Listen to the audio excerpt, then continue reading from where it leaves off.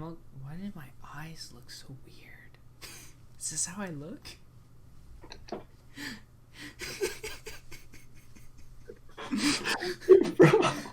Like, if I was, like, professional at this, I would make a little intro song that's like, Comic Conquest. You know what I'm saying? Like one of those, like, bits. Uh-huh. Yeah. Falcon and the Winter Soldier. First episode dropped This episode, today. serious episode. Very serious episode. Very much so. It was a little slow. It was, I think it was well paced I think WandaVision, which great show. Loved WandaVision. I think that was slower paced those first couple episodes. Yeah, for sure. It's just, I think we got so used to WandaVision being like, action, fast paced at the end there, that now it's just like, gotta start all over again. So, and that's completely fine. We'll just start with like the beginning of the episode. We'll just start. The first scene was Sam getting ready to go to the museum, right? No, is Sam looking like he's bagging up the shield, right? Yeah. But then it goes to him on his And mission. Oh yeah, full spoilers in this episode. I mean, not that there's a lot, but if that wasn't obvious, probably have to put that in the title. Full spoilers.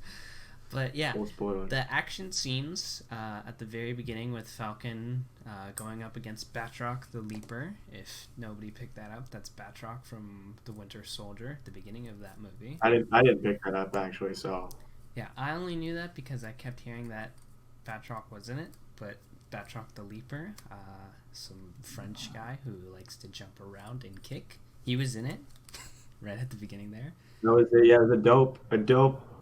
Mainly, you could the gripe I had with it is there's a lot of scenes where I felt like I could tell that was CGI, but of course it's still really Falcon. Good CGI. Like it's still Marvel quality CGI. Very dynamic. I enjoyed it. Sorry to cut you off. I love the fact they brought back Red Wing. Yeah. I felt like we didn't get to see a lot of Red Wing when we were in the Avengers movies. And I think the last like proper fight scene that Red Wing was in, which it wasn't even called Red Wing there, I don't think, it's Civil War when they're fighting in the airport. I think it is Red Wing. I think at one point he does he say that? He's like says Black Widow. He's like, "Don't thank me, thank Red Wing." And Black Widow's just like, you're right. No. Yeah, you're right. No. His wings, by the way, are super cool. I love them. Great new design for the wings. Super dope. I think the whole outfit's pretty dope. Oh, I love it. Yeah, the whole outfit's great. Yeah. It's funny, a lot of the promotional material still has like the old wing design, which is really funny because I was in the car, saw a billboard, and I was like, look, the Falcon has the old wings. And my family just looked at me like, you knew. Right, you're a fucking idea. Just like, what? Why do you know that? Why would you notice that? So that was funny. Something you completely ruined for me this whole episode. Talked about like my family. Yeah, you already know what I'm saying. The fucking shield, it ruins it for me the whole time, bro. Some context. At the end of Endgame, Sam is handed the new shield by Cap. The first thing I noticed was it's different, and I was telling this guy here, I was like, dude, it's different. He's like, no. There's no way. There's no way it's different. I was like, it's got notches and the star. It has different engravings. It's like, no. It's like, until Endgame comes out on like Blu-ray, I just send him an image. And then I ruined it again by saying it probably has some technology in it, which I don't think it does. No, there is no use. They didn't even bring it up. We'll just keep moving on with the breakdown. After the fight, he goes to deal with space stuff. Or the moon stuff, which is Captain America, of course. Which I didn't realize this, but like the guy is like, "Where is Captain America?" It also kind of puts in the question, like what do people think happened? Like, I wonder if they post like the government's like, "Well, this happened," or like. I think going off of from Far From Home, like the very beginning of Far From Home, they have that memorial. I think they just said he's dead, like he just died. Like, yeah, so this guy he's dead. He gave Sam this last little like approval and then died, and then yeah. So I think everyone thinks he's dead, and then there's of course the like conspiracy theorists, like the military guy whose name I'm completely forgetting right now. It's like I completely blanked. Yeah, I don't know. Maybe he's an actual character, but anyway, that guy is just like, there's conspiracy theory, and we all know that Steve is probably just chilling by a lake doing backflips as a 700-year-old man at this point. It's about how like the world needs heroes and that the world needs symbols, but like certain symbols can only be like to certain heroes. He kind of is saying that there can't be another Captain America. Like he was offered this role. And then we later the man. Yeah, we later see when he's talking to Don Cheadle Rhodey, who by the way doesn't have the mechanical like. I don't think we got a good enough look at his legs. I'm pretty sure it's just like something. He just slides pants over it, but you know. He was less disabled from last time. Yeah, reduced amount of disability. Yeah, and he's talking to Sam about while they're walking through the Captain America Museum, which was really dope to see some of those old props. And he says, what did he say? He was like, you were offered, he didn't want to take up the role or something. Yeah. Why didn't you pick up the mantle? I kind of wanted Sam to be like, and you're going to pick up Iron Man? Yeah. Yeah. So, like, this whole beginning with Sam, they're setting up, like, he wants to be his own icon. Like, no one else should be Captain America. Like, Captain America was Steve Rogers. I think that's kind of what they set up the whole time is, like, Steve Rogers, Captain America wasn't, like, a symbol. It was Steve Rogers himself. Yeah, it wasn't like a suit of armor. Captain America is Steve Rogers. Steve Rogers is Captain America. It's like there's no line in the sand. But he's basically saying that there's no like Captain America. His whole life was being Captain America. There wasn't like Steve Rogers as a person. Steve is Captain America. Yeah, Steve didn't become Cap. Yeah. Just yeah. So after that, after this whole scene of the museum and donating the shield, we get to see Bucky, and at first I thought Bucky was just doing some like side mission. Yeah, so Marvel does it really well, where you're like, maybe like, oh shit, Winter Soldier's going nuts. Bucky's just out there kicking butt. Oh. Yeah, like the first thing I instantly notice is when he shoves his arms through. By the way, one of the coolest like scenes. He just brings his arm through the lot. You instantly notice the red star he has on the arm. Yeah. I thought maybe he was just like hunting Hydra with. Anyway, we realize it's a nightmare, like a flashback, like PTSD almost nightmare. As Bucky wakes up. Yeah, it's one of the previous Winter Soldier missions, which we don't immediately see the relation to what we see that it's a nightmare, and Bucky's clearly dealing with these memories, but we don't. Yeah, they set up this payoff at like the near end of the episode, because Bucky kills everybody in the fucking room. Just everybody's dead. No witnesses. Yeah, no witnesses. And we wake up and he goes to therapy. Dude, this therapist is so mean. Like, it's not until... Oh, sorry, you go. It's maybe one of the funnier scenes, I think, in the episode. And it's... I love when they do this. We actually don't get to see it that often. I think maybe in the TV shows we'll see it more often. It's like the Avengers when nothing's going on. So Bucky, we find out he's got to go through the three steps or whatever. The last one always gets... Yeah. I'm not the Winter Soldier. I'm Bucky Barnes. I'm James. What do you say? James Buchanan Barnes. Thank you. Have a nice day. Nice day. Yes, so good. Should probably explain that scene. Like what? So as he's explaining to his therapist, he's not supposed to what? He's not supposed to. What's the first rule? First one is not to do anything illegal. Not do anything illegal. Second rule, as she says, the most important rule. Not to get the first. Yeah, not to hurt anybody. Third rule is the James Buchanan Barnes one.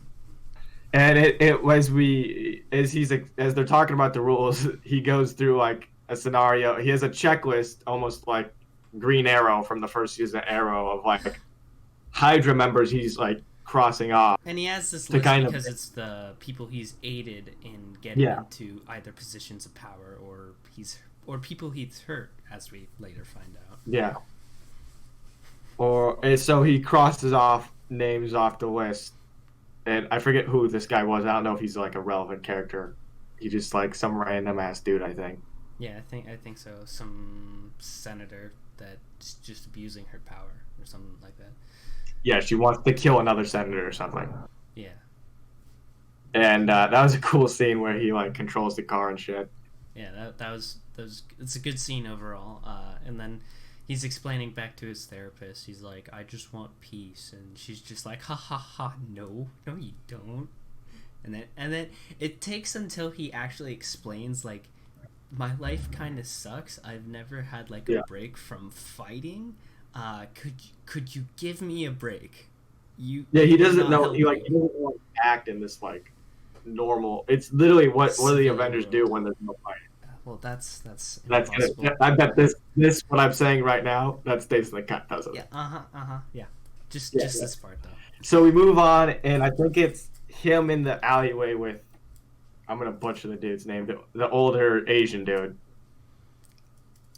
What's his name? So I don't know. There you go.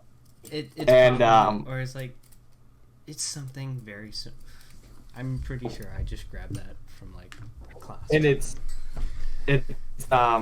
he goes out. We find out that Bucky goes out to lunch every week with this dude. Every Wednesday.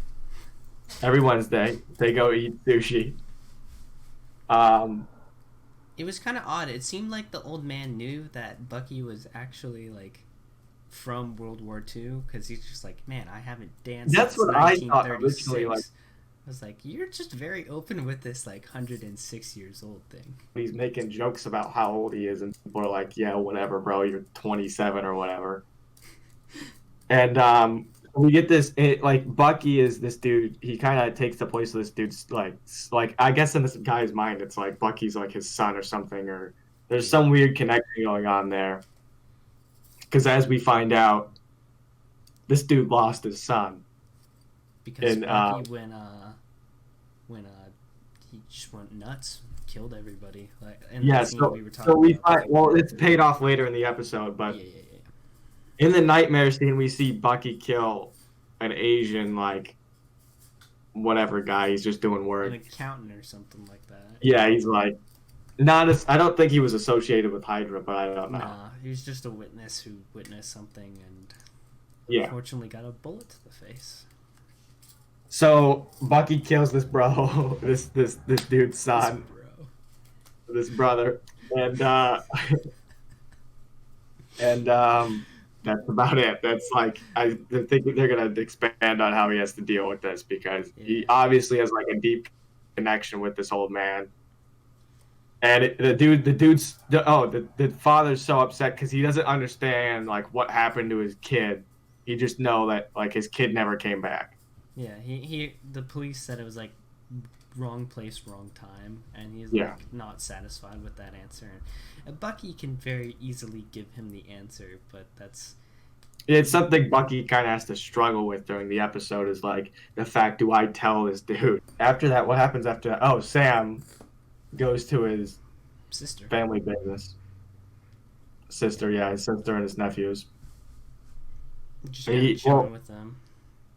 Yeah, and after being gone for 5 years, he finds out that he knew, but he couldn't do anything about it, that his sister is struggling to keep their business afloat, and she wants to sell the boat that is named after his parents, and the original house they grew up in, I think. Yeah.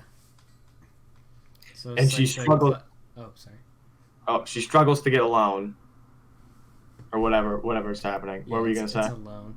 I was just saying, it's one of those classic stories of, oh no, it's like the Goonies. It's just like, we're gonna lose everything if we don't sell it. We don't have the money. They kind of go over it in the episode because you wonder how the when they go to get the loan, the bank guy is kind of like the teller. Dude, that guy is just like not helpful at all. He's kind of just asking like random audience questions the whole time. He's like just fanboying. Yeah, he's like fanboying out over having the Falcon over at his bank, and it's one of those just like classic moments where he's like freaking out, but he's like, I can't give you this loan. You make no money for like the past 5 years. What's up with this blank spot for the last 5 years? They also asked like, well, I don't know how they explain it, but he was like, we lived off goodwill. Yeah. It's just like a lot. You sign up and you live off of goodwill. From what it seemed, it was just like Tony Stark supplied a house, and it was almost. It's not like they made any. Like he just gave them the necessities to live. They weren't making money. Yeah, it's just like, haha. Here's some money for groceries. Go get your paprika. That's a callback. Callback. We're doing great. So basically, they failed to get a loan. The mission failed. We'll get them next time. Mission failed. We'll get it next time. Yeah, exactly. So we smash cut to Bucky's date, which we forgot to mention. The old man, being the stud he is, just sets Bucky up on a date with the cashier or whatever. Sushi waitress lady. Yeah, waitress. Sushi lady. Bucky gets a date. They're playing Battleship. It's kind of hilarious that she just has Battleship. I thought it was also interesting. She's like, why the glove? And he was like, I forget what he said. Low circulation, which would make sense. Cold hands. I thought he was going to say skin condition.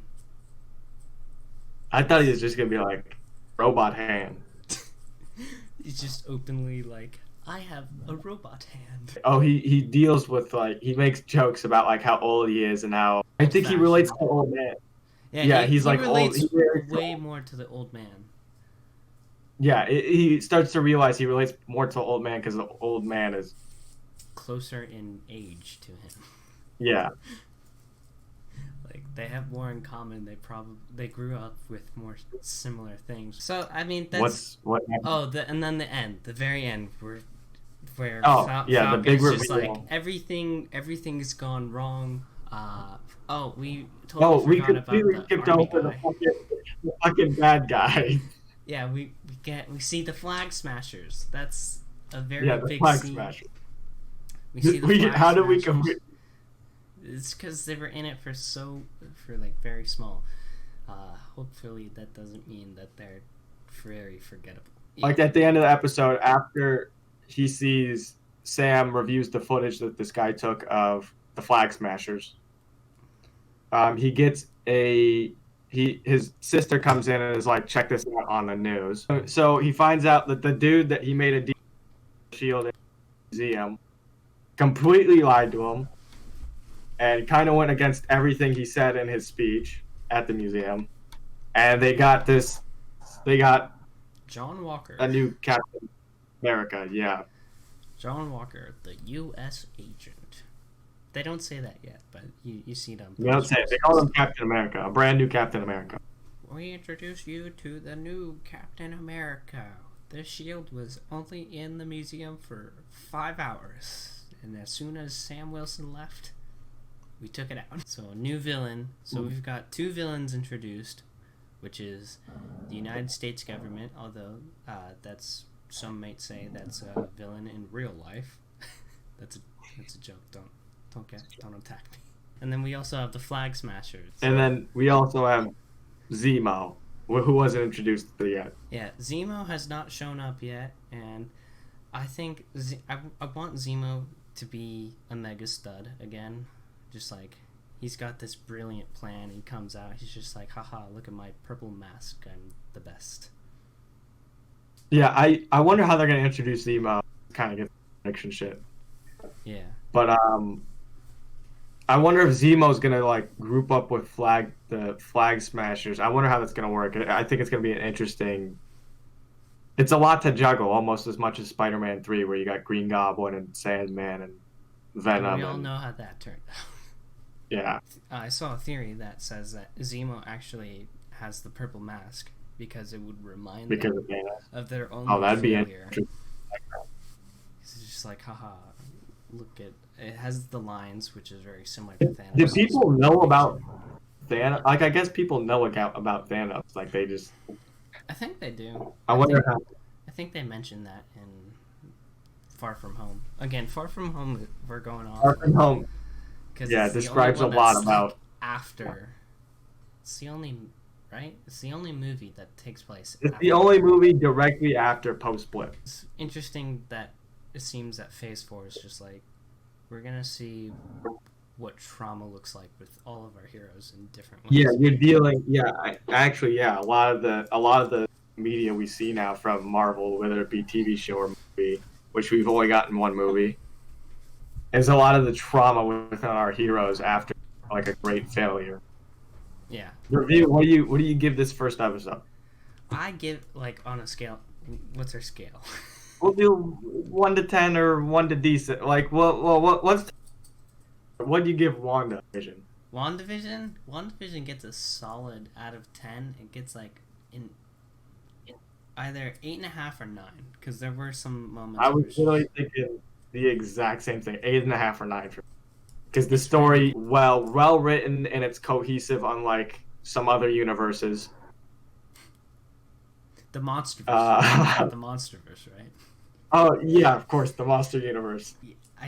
So WandaVision 8.5 to 9 on our scale.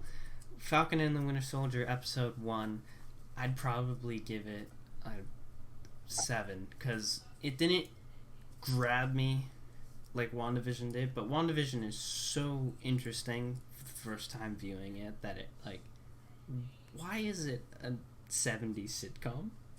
Like, I think WandaVision does a great job of setting you up on edge. Like, there's something wrong here. There's like, something very wrong. Yeah, they give you little red herrings every episode. Like, that was my favorite part, is looking for these little red herrings in every episode. Falcon and Winter Soldier, I'd give the first episode, of course. Great fight scenes. I love the act. I think that was missing from WandaVision, is the like fist to fist fight scenes, because you're dealing with magicians and androids and that garbage. Yeah, and the government. Yeah. I can't forget the classic. Yeah, Marvel really setting up big government villains here. Huh? If we've learned nothing from Marvel, is that the government is always the bad guy. Yeah, the government is the real villain. Anarchy. Anarchy. Oh, 7.5 for this first episode. I think I love the fight scenes. I love like this comic, like the comedy dynamic, where I feel like it's almost like you're reading a comic book. Some of the weird shit that they say to each other, like the bank teller. Who the fuck acts like that? Can I get a selfie with the arms? No. Overall, this is a good episode. It's probably going to be the lowest rated one of them, because it's the first episode and it's going to be slow, but from what I can see in the trailers, this looks like it's going to be a good old buddy cop Avengers show. We'll just start giving some predictions here for the last part of the burp. There isn't a lot to predict with just this first episode. I guess it would be what exactly are the Flag Smashers up to? What did they steal? I think it was money. I'm also interested to see. In the trailer, we see Sam throwing the shield around. I thought that was going to be this episode. Wasn't in it, and we see that they set up U.S. Agent. He has the shield. I want to see how they get that back. I'm interested in seeing if there's like 2 shields or what happens. Yeah, so there's a lot of talk about 2 shields, but I don't think there are, unless Bucky eventually gets another shield. There's also mention, I think it's like the Russos said, that Bucky's arm does actually have other features to it other than being a vibranium arm. Like, well, it's Wakandan built, so I think it might have the Black Panther, like what is it? How do they? Yeah, the absorption. Yeah. I think it might have that, but I'm sure we'll see. Yeah, so I'd like to see it just turn into a blaster. He's like, I didn't know it could do that. And Falcon's like, that's cool. It's interesting that U.S. Agent shows up in the very first episode. Like, right. Yeah, I didn't expect that. That was a big surprise for me that they'd set up U.S. Agent this quickly. Yeah, so it's really interesting too because he's barely in any of the trailers. We only see him like at the football game doing the. Yeah, that was like the only scene we saw of him. Is the one we saw of him walking out. Yeah. And then the football game one. Yeah.